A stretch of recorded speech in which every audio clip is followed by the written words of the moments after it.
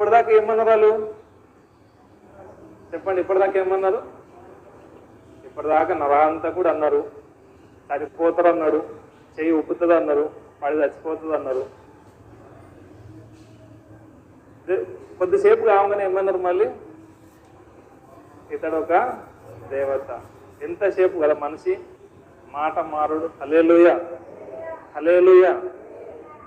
మనకు వ్యతిరేకంగా ఉన్న వారు, మనకు వ్యతిరేకంగా మాట్లాడుతున్న వారి నాలుకను దేవుడు ఏం చేస్తాడంటే తిప్పి మనకు అనుకూలంగా మాట్లాడేటట్టుగా చేయడానికి యేసయ్య సమర్థుడు.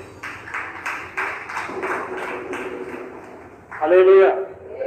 మనకు వ్యతిరేకంగా ఏ మనిషి అయితే మాట్లాడతాడో, ఏ మనిషి అయితే ఆలోచన చేస్తాడో, ఏ మనిషి అయితే నడుస్తాడో అతని నాలుకను దేవుడు తిప్పి మన గురించే మేలుకరంగా, మన గురించే మాట్లాడేటట్టుగా దేవుడు తప్పకుండా చేయగలుగుతాడు. హల్లెలూయా.